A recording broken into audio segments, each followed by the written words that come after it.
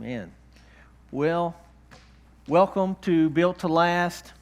I also want to make mention that all of our past sermons, all of our past conferences are on the website. So we've covered so many different things through the years. Just about everything that there is to cover in marriage in so many different ways and different areas. But you can go on our website and you can find the past conferences. When you go on there, there's a place that says sermon series, and it'll say Built to Last, 2014, Built to Last 2015. And I encourage you, to take time to go and see what is there, because our marriages are something that we have to invest in, which is why we do this every year. We have to set aside time and be intentional to invest in them. And a marriage relationship, it doesn't matter how good your relationship is, how good your marriage is, if you're not intentional about it, it seems to lead towards just, complacency and kind of degrading in that relationship rather than just lending itself towards getting better over the years, unless you are very intentional about making that happen. And some of the things that we're going to talk about tonight, I just believe that if we could get a hold of some of these things, it would literally change not just our marriages, but our relationships in general. And we're going to talk about so many different things over the next few weeks. I don't know if I'm going to get through all of this tonight, but we're just going to take our time. As I've told you in the past, as soon as the conference is over, I start saving things right away, for the next year. Just articles, books, things I read, sermons I listen to. I start saving them, and just all year. By the time it, gets to summer and it's time for me to prepare for marriage and family, I've got so much material that there's no possible way we could just get it all out. But I really seek the Lord to just go, what are you saying for our church at this time, and what do you want to say to us right now? So hope you're ready, and I hope you're expecting. The fact that you're here shows that you're serious about, working on your marriage and investing in it, or preparing for it, as some of you are, preparing for marriage. So let's just get right in tonight. I want to begin by asking you this question, which might seem simple right at first, but why do people get married in the first place? Why is it that we get married? Probably the simple answer right off the bat is love, right? Because we fall in love. We get around somebody and we get attracted enough to them to the point where we say that we fall in love. But I want to give you this statement. It's going to you're going to question it at first when I tell you, but you'll see as we go along what I mean by it. And it is that actually your marriage cannot be based on love. A marriage cannot be based on love, especially not the way that the world means it when they say love. Love, as the world defines it, is very fickle. And so when you say, well, I fell in love. We fall in love. Yeah, but you can fall out of love too then. And we've all seen that happen. And not just in marriage, in any relationship, right? You can look, as a pastor, it happens to me all the time. People come and they think I'm the greatest pastor they've ever seen, and I might not see them in a couple months because I said something or did something, or who knows. We've all had relationships like that. No, you can fall in love with a person and you can hate them the next couple months away. So your marriage can't be based on love, because love, not the worldly love, not worldly love. We're going to define the difference between world love and God's love, and as time goes on. But your marriage cannot be based on the feeling of, man, I really like you. Like, I like you a lot more, and so we're going to call it love. Like, I like most people, but I'd like you even more, and so it's love. It can't be based on that because you just happen to like this person a little bit more than you like everybody else. Or it can't be based on, well, I have better chemistry with this person than I have with anybody else. Or I enjoy spending time with this person more than I enjoy spending time with anybody else. None of those things are a foundation for marriage. They are good to have. You want to really like the person that you get married to. And you want to have really strong feelings for them, and you want to enjoy hanging out with them. But how many of you have been married for any amount of time? You may not always like them more than everybody else. I mean, there may be times that they're on down the list and there's a lot of other people you'd rather hang out with than your spouse. Just, at that moment. Hopefully not just ongoing. But your marriage can't be based on, it has to be based on something much bigger than that, much more stable than that, much more solid than that. And so I want to give you a few things about love, and I don't know how many of these we're going to get through, probably only a couple tonight. I'm just going to give you some statements, and then we're going to kind of unpack them a little bit. The first statement is this: what is love? Okay, the first statement is love is not emotion. Or you could say it this way: love is not a feeling. And I know if you watched, all these romantic movies, I could start naming a few, but I don't really watch a whole lot. And it's good because I'm married to a woman, she'd rather watch an action movie than a romance movie, and I love that. I'm happy about that. Now, you can build a marriage on that. Trust me, right there. But love is not an emotion. It's not a feeling. I understand that's how the world defines it. When they say, I love you, that's what they're really saying is, I feel really strong about you. And that's why we love our spouses, but we also love chocolate cake. And we love football, and we love a lot of things. And what we're just trying to find another word that means I like you a whole lot, but it's more than like. And what we're saying, I just have really strong emotions about you, but love is not actually an emotion. Let me just break this down for you, because this is what I want you to see what the world really means when they say that they love a person. Okay? Love, if you get really super scientific about it, and I'll just go ahead and tell you right off the bat, this marriage sermon is going to be really unromantic tonight, okay? This is not going to be a romantic sermon at all. But love, when you break it down to the science level, love in any relationship for that matter is all about chemicals that are released in your brain towards another person. That's really all it is. And I'm going to give you some information about these 4 chemicals tonight. I did a long study, and I'm not a scientist or doctor or anything like that, but I took a lot of time to study these different chemicals in relationships because they play such a crucial part. The 4 chemicals that are released in your brain, and especially concerning relationships, are number 1 are endorphins, number 2 is dopamine, number 3 is serotonin, and number 4 is oxytocin. And what happens when we're building relationships is that these chemicals are released in different ways, and they each do different things. And I'm just going to go through them kind of briefly to you tonight. All right, first one is endorphins. This has to do with feelings of euphoria and even pain relief.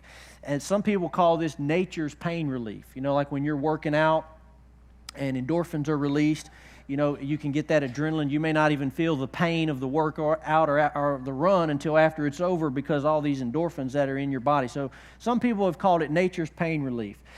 Certain types of endorphins that are released in your body are actually stronger than morphine. When endorphins are up, when they are high in your system, your endurance is high, your tolerance is high, euphoria and an ecstatic feeling is high, and overall satisfaction is high. When your endorphins are down, when they are low, you have an inability to become satisfied. Some of you right there on that statement, you said, my endorphins are low. You just, as soon as I said it, that is me. When it is down, inability to become satisfied, it produces feelings of it's never enough. You're never satisfied, never happy. Of course, that's correlated with depression. When it is down, excitement and zest for life is low. What releases endorphins? Laughing, sex, crying, prayer, exercise, physical activity, and good kinds of stress like competition, going to a theme park, bungee jumping, aromatherapy, and sunlight. So endorphins are released in all of those ways.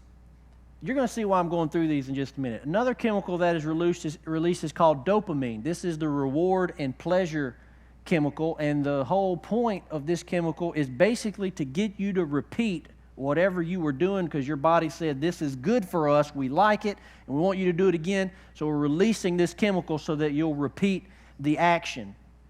Dopamine fuels motivation. When we are feeling highly motivated, dopamine is up. When we're totally unmotivated, dopamine is down. When we do something that our bodies like, it rewards us with dopamine so that we will repeat it. When dopamine is high, we are highly motivated, high in self-confidence, enthusiastic for life, looking for a challenge, and hyper-focused. When dopamine is down, we procrastinate.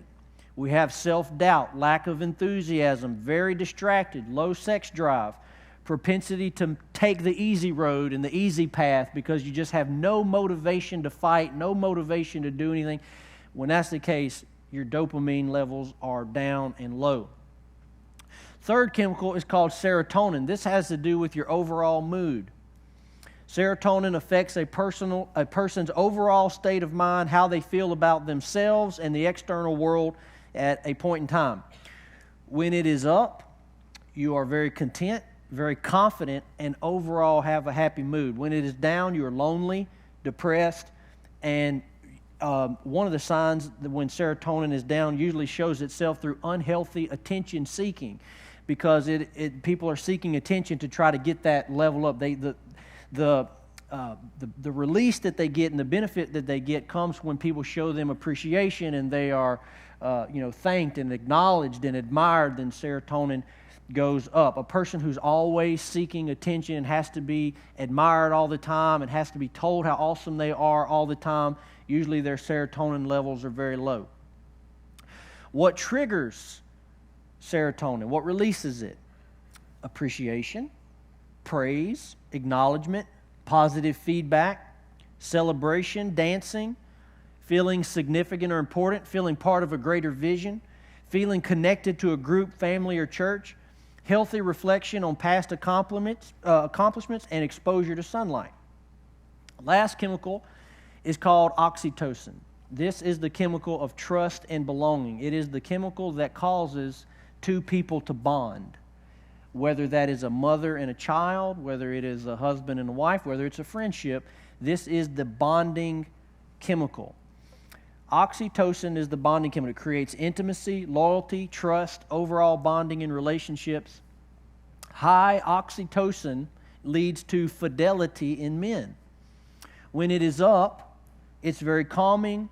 Loyalty is up, trust is up, and overall bonding is up. A feeling and sense of connectivity is up. When it is down, there is anxiety, stress, and skepticism, distrust, and there is very low empathy or compassion, and if it's too low, then you become a psychopath.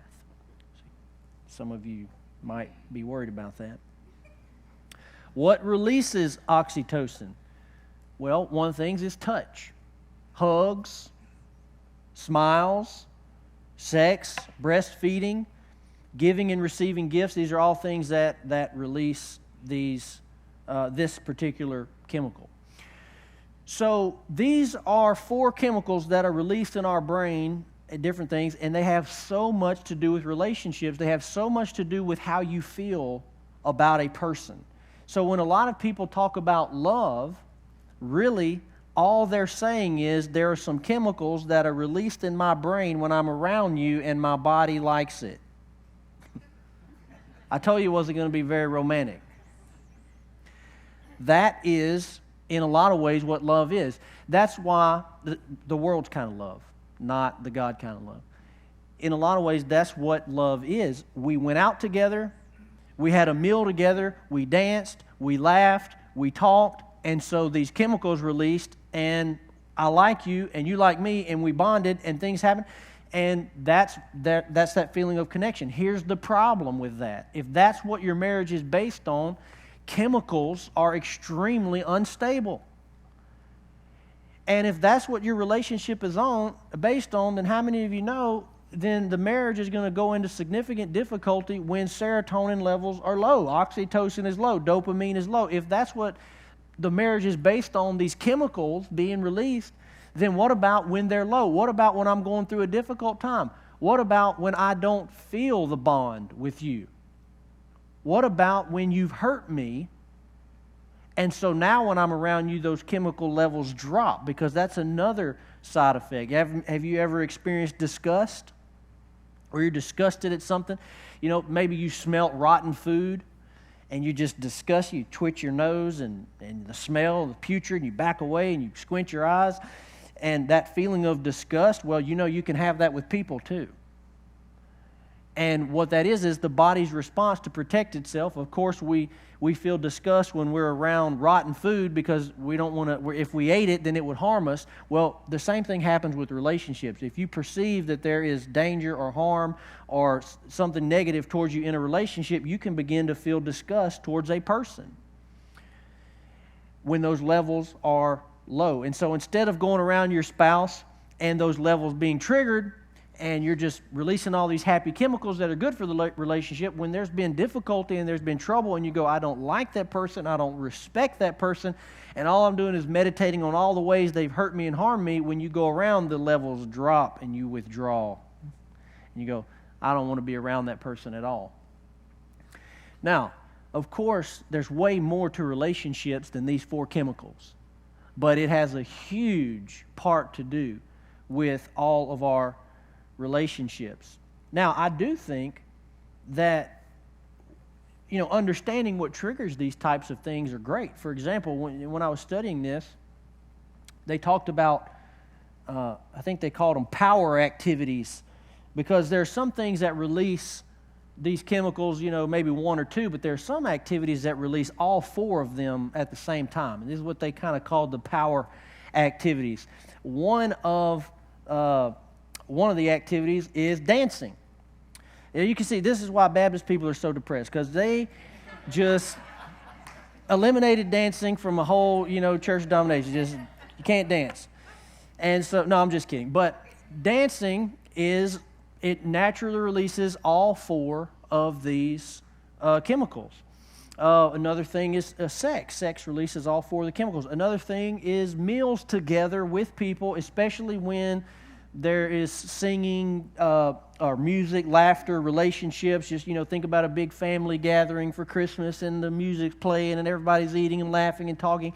It releases all of these chemicals. So I do think that in relationships that it's important to know what releases them, so that, we can, continue to create that bond.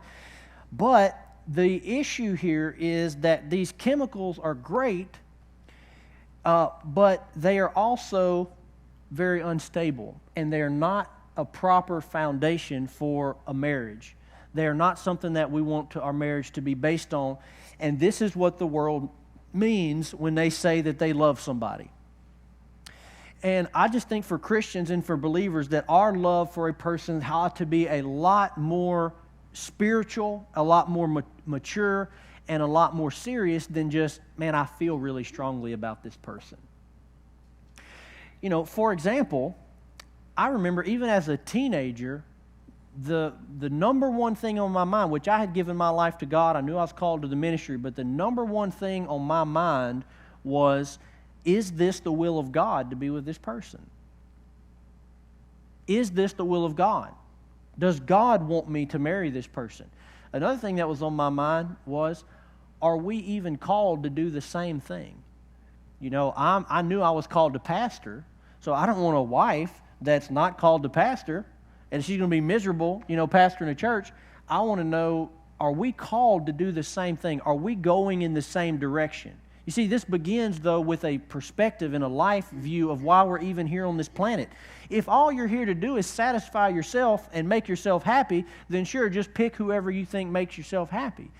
But we're not here for that. We're here to serve God, and we're here to accomplish His plan and will. So when we're choosing a spouse, it should be based on, is this the will of God, and even if I'm super attracted to this person and I have all these feelings of love, if we're not called to do the same thing, we're not going in the same direction, then it's not God, and it's not a good thing to do. So right off the bat, believers should be thinking differently about this. And we should know that our relationships are not just based on, this feeling of love. Number 2, second thing I want to tell you about love is that love is a choice. Love is a choice. It is a decision that you make about a person. Again, I told you this is very unromantic. Okay, it's a choice. It's not a feeling. It's not an emotion. Love is a decision. Love is a choice. I'm going to show you that by looking at God's love for you. In Romans chapter 6, verse 6, it talks about the God kind of love. Now, God's love, as many of you know, in the Greek, the word is agape. There are different kinds of love mentioned in the New Testament, but agape is the love of God. And in Romans chapter 6, verse 6, it says, "For while we were still weak, at the right time Christ died for the ungodly. For one will scarcely die for a righteous person, though perhaps for a good person one would dare even to die. But God shows His love for us in that while we were still sinners, Christ died for us." Now, what God did on the cross was that love. What God did in sending His Son Jesus was that love. Well, I don't know if God has, serotonin levels, but the way He felt emotionally about humanity did not dictate the decision and the choice that He made to love us.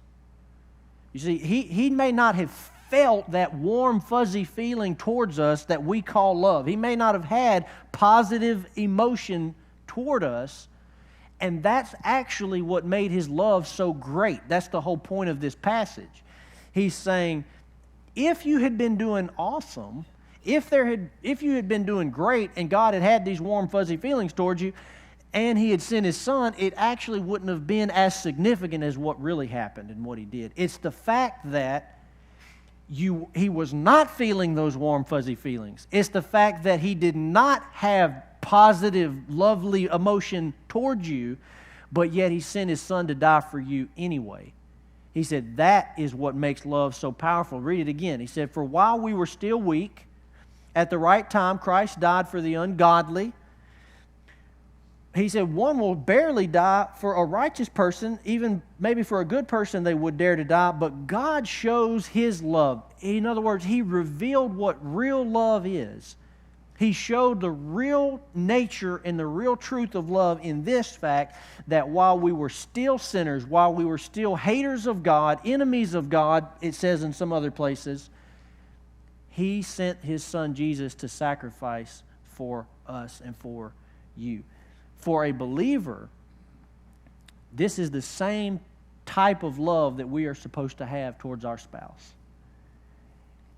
You go, "Well, I don't love them anymore." What you're saying is, I don't feel those warm, fuzzy feelings yet. And I would say this to you, is that real love doesn't even begin to be demonstrated until those warm, fuzzy feelings are gone. You go, "Well, I don't feel, like I did when we first got married." Well, remember, love is not a feeling. It is not an emotion. Now, it is an indicator. It might be an indicator of the health of the marriage. It might be an indicator that there's a problem. But the real time for love, real love to kick in is when there's actually the biggest problems. The real time for love to really get going and really get started and really start to look like the love of God is when the person that you're supposed to be loving deserves it the least.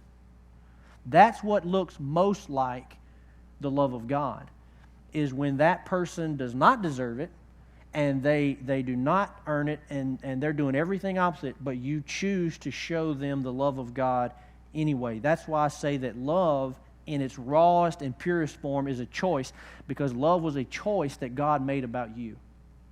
It was a decision that God made. He looked at us, He looked at humanity as sinners, filled with sin, enemies, turned our back on God, rejected, rebelled against Him. He looked at him, He said, "You know what? I'm going to love you anyway.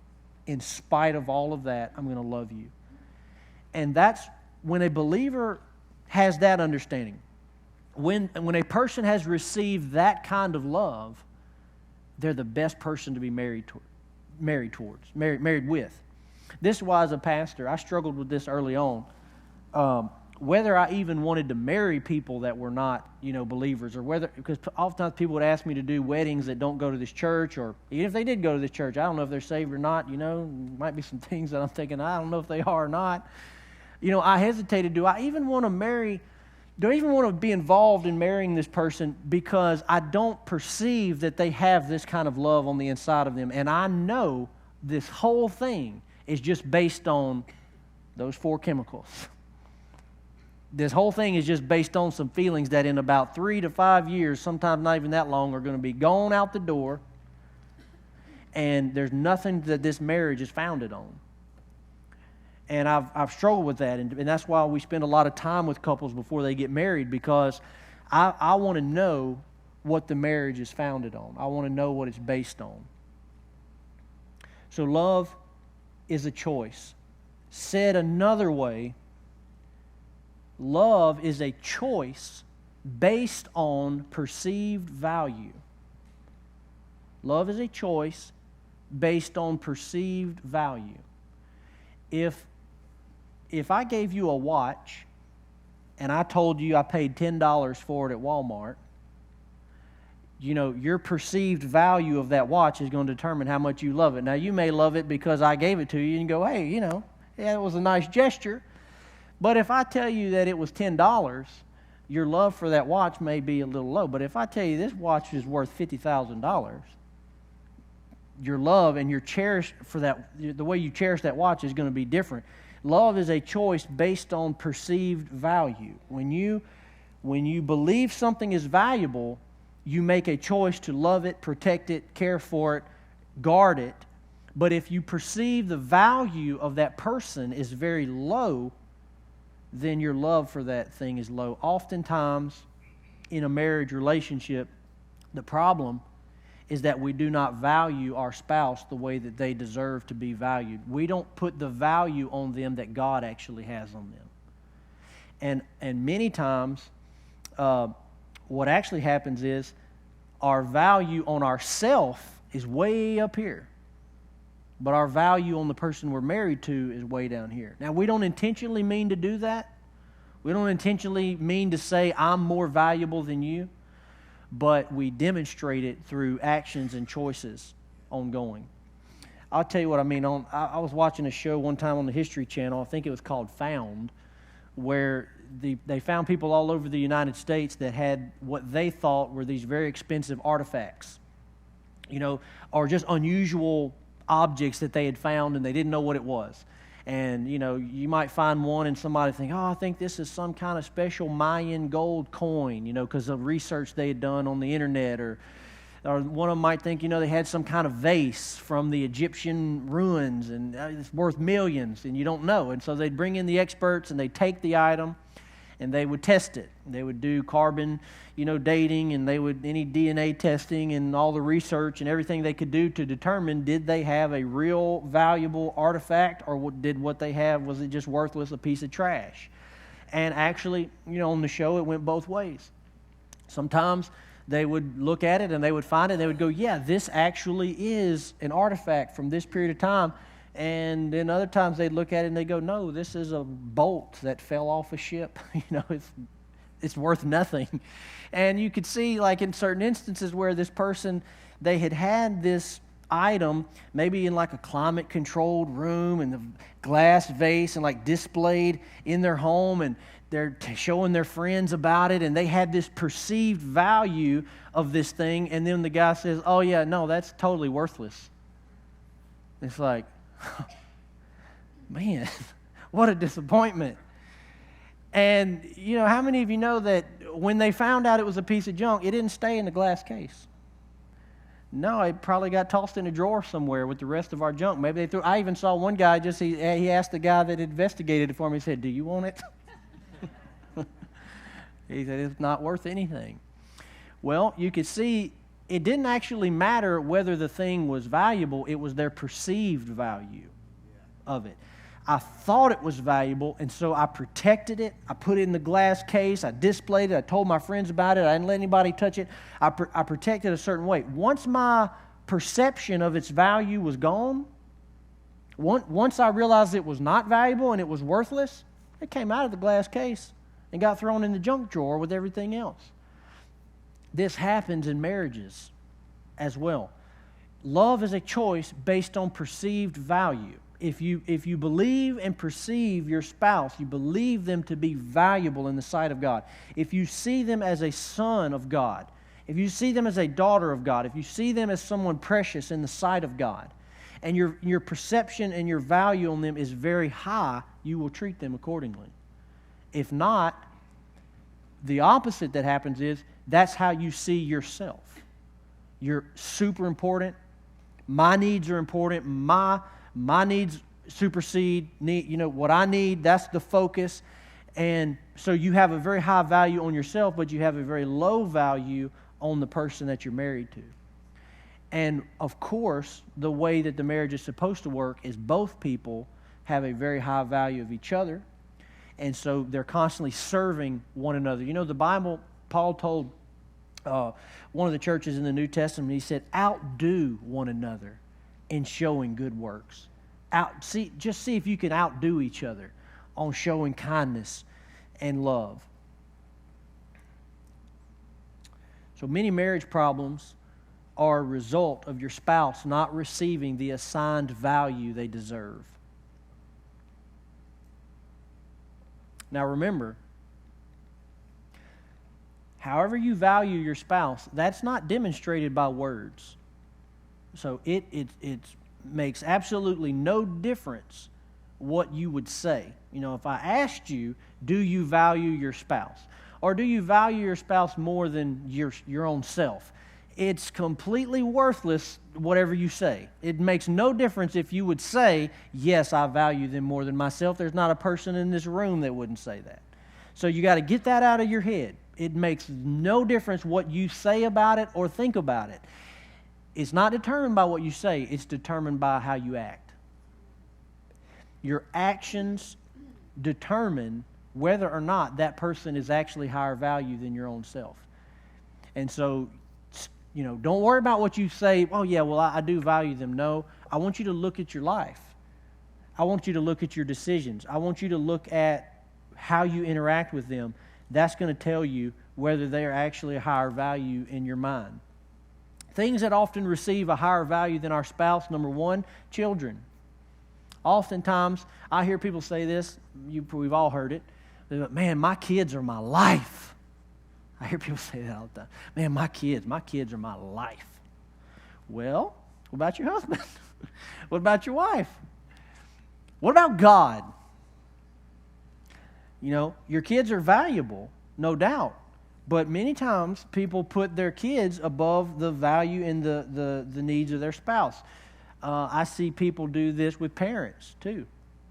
Sometimes a person moves in, you know, and they get married with their spouse, but then they're very close to their parents.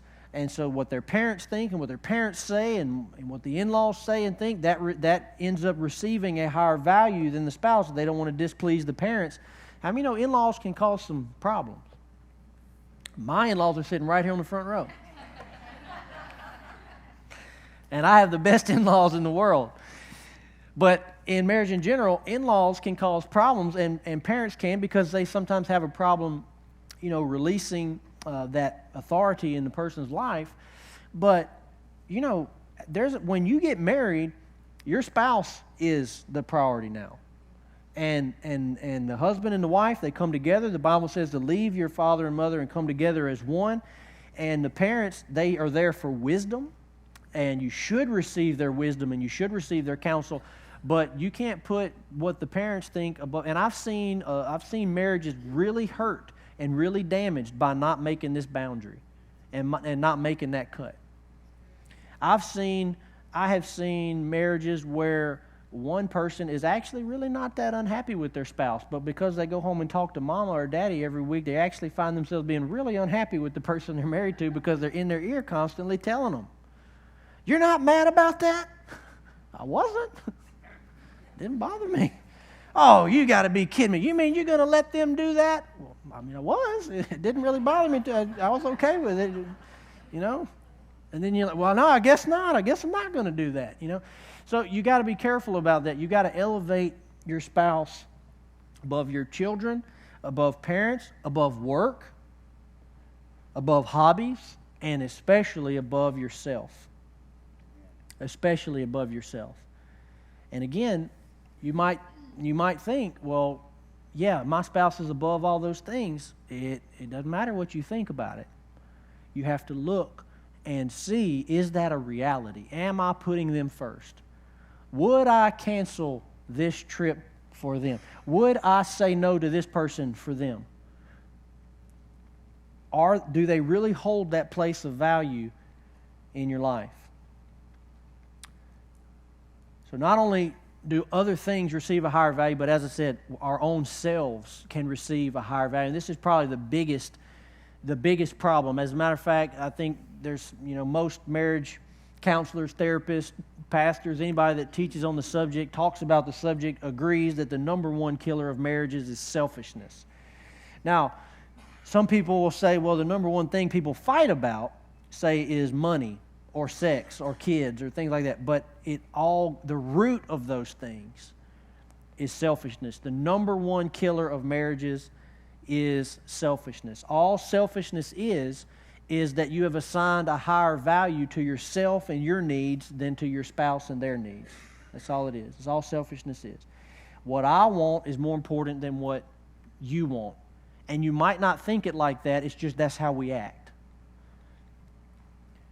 There's a book that's called His Needs, Her Needs. Some of you may have read it. Great book. Highly recommend it. Wonderful book. And it talks about the top 5 needs of a man, top 5 needs of a woman. Spends a whole book on it. How many of you know we ought to be acquainted what the top 5 needs of our spouse is? We ought to know what the most important needs to our spouse is. I mean, this person we made a vow to spend the rest of our life with, and we need to know what is important to them and what their needs are. Notice the book is not called His Wants, Her Wants. It's His Needs, Her Needs. And it goes through and talks about them, and I highly recommend it. It'd be I believe they have a study guide with it. You can go through it together as a couple.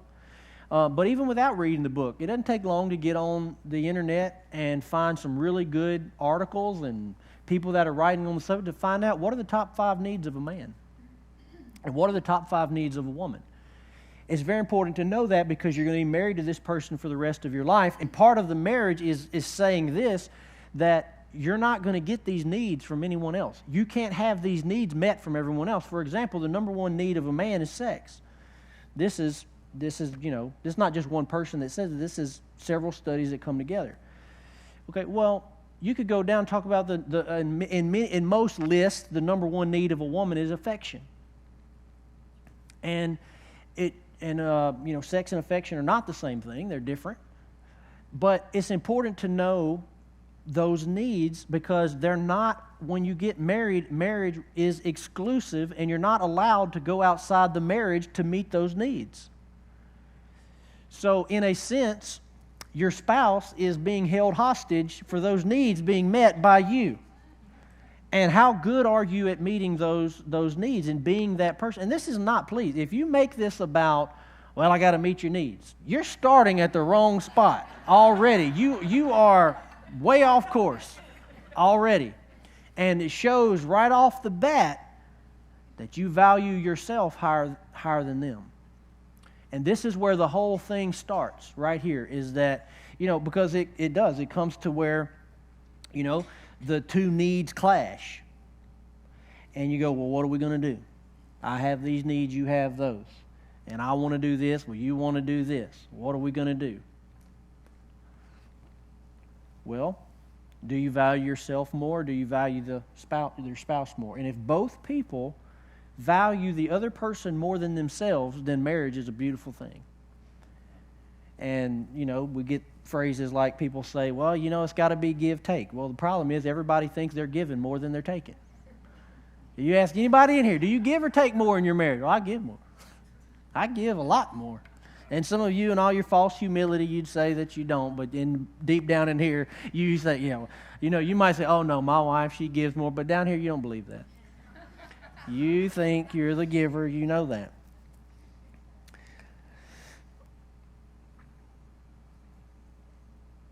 Jesus said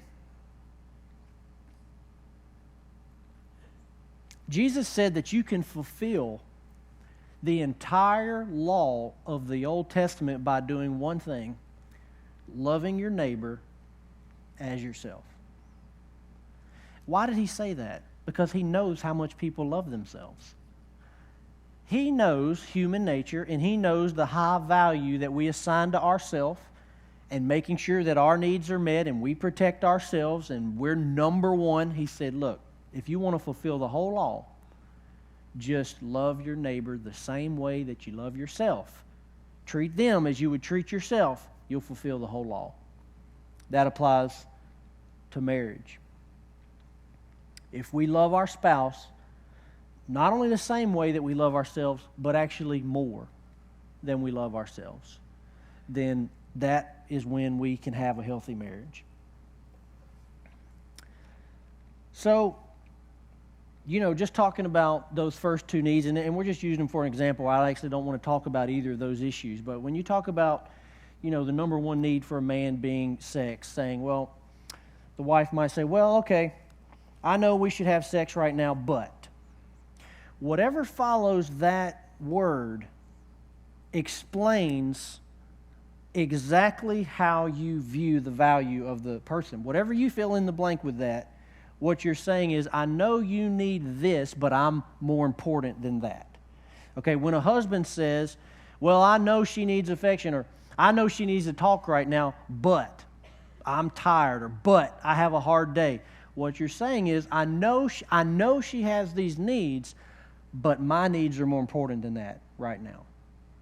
Do you see how this happens on a day in, day out basis, every single day, every single choice? And it's not just about these most important needs. It's about everything from how we spend the money to where we eat to what we buy to what we do to how we spend our evening to where we're going date night to what we enroll the kids in. Like every single day, these are the things that are facing each other. Well, I know he wants to do this, but I know she wants to do this, but, and you can fill in the but after. You can say whatever you want to say, but what's really being said is, I know they want to do this, but what I think about it and what I feel about it is more important.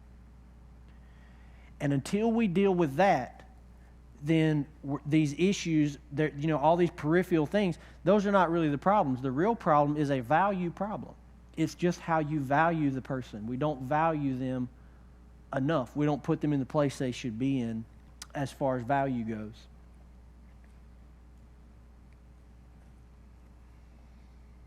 Let me ask you this question. We all drove here tonight in vehicles, right? So, and the way we got here, of course, the vehicle's filled up with gas. Now, do you need gas? Like, do you like gas? Do you drink gas? No. But your car needs gas, right? So you give it to it because you want your automobile to function properly. You don't sit and go, well, I don't like gas, or I don't need gas. You don't even think about it. You go, this is what my vehicle needs to function properly, and so I give it what it needs. And not just gas, but oil and maintenance and those sorts of things. Marriage is not very much different than that. How wrong is it that we know what our car needs and we can give it to our car, but we can't give it to our spouse? Let me ask you another question. When is the last time you've ran out of gas? When is the last time that you were broke down on the side of the road because you ran out of gas? Anybody, just by a quick show of hands, anybody in the last year ran out of gas on the side of the road? 1, 2. 2 out of, the whole room. All right. And John, I'll ask John. John, before that, how long did you run out of gas? Never? How long have you been driving? 23 years. You ran out of gas one time in 23 years. How's that possible? You've got to fill the thing up with gas every single week. How is it that we only, same thing. I think I've ran out of gas one time in my life. That was because I was driving a vehicle that the gas gauge didn't work on it. But how is it that we can drive our car for decades and never once let it run on empty. Never once let it run out of gas, or maybe once, or twice. But yet, many of our spouses are in a very unhealthy place running on empty, and we just don't even care. Is your car more valuable than your spouse? What is it? I mean, you go, well, yeah, but my car has a gas gauge. Well, I would just say this. Whatever it takes to gauge where your spouse is at, do it. Whatever it takes to get an understanding of where your spouse is at and what their needs are, and are you meeting those needs, do it. It doesn't matter that we don't like gas or anything. We take care of our car. Another reason that we've not run out of gas, that we don't run out of gas, is just because of the pain of what happens when we run out of gas. The inconvenience of having to pull over at the gas station and fill up and pay the money is nothing compared to being stranded on the side of the road, walking down with a gas can down the side of the shoulder trying to bum a ride. The two don't even compare, and so and then plus the gauge is always in front of us. We're always able to monitor exactly where the level is at. But I'm going to tell you, that's not an excuse. I mean, you go, well, if my spouse had a gas gauge on them, and I could tell right where they were at, boy, that would make things simpler. They don't have a gas gauge, but they do have a gauge. They do have a gauge, and we after a certain amount of time, we can watch our spouse, and we can know when something's wrong. We can know when they're hurting. We can know when there's a disconnect. We can know when there's a gap between us. We can know when those things are happening. And why in the world would we let our spouse, the person that we vowed to love, why would we let them run out of gas, run on empty to a place where the marriage might become damaged beyond repair, but we can go decades without letting the car run out of gas? There's really no excuse for that.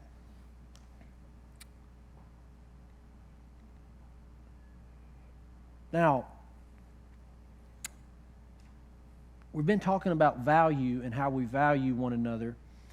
Value is measured by what you are willing to spend on something. Value is measured by what you are willing to spend on something. This is why God's love is so amazing. This is why the gospel is so phenomenal. Just this one statement, when you think about that value is measured by what you are willing to spend on it, that apparently we were valuable enough to God for Him to spend His own Son. It's mind-blowing. It tells you the value that He assigned to you. So in God's eyes, your spouse is more valuable than His own Son. Your spouse is more valuable than the blood of His own Son. He decided to pay that price for them and for you. But it would help us to look at our spouse and realize that God thought this person was so valuable that He sacrificed His Son for them so that they could become a son or a daughter. Value is measured by what you are willing to spend on something. So when it comes to your spouse, how much are you willing to spend on them? And I know some of the ladies are going, yeah, let's talk about this for a minute. How much are you willing to spend on me? I'm not talking about spending money. I'm just talking about how much are you willing to spend on a person. What amount of effort are you willing to give? What amount of sacrifice are you willing to give for that person? It helps to determine the value that you have on that person. Listen to this passage of Scripture, and then we're going to be done for tonight. Philippians chapter 2, verse 3. It says, "Do nothing from selfish ambition or conceit, but in humility count others more significant than yourselves." Do nothing from selfish ambition or conceit, but in humility count others more significant than yourselves. Boy, that's a hard one, isn't it?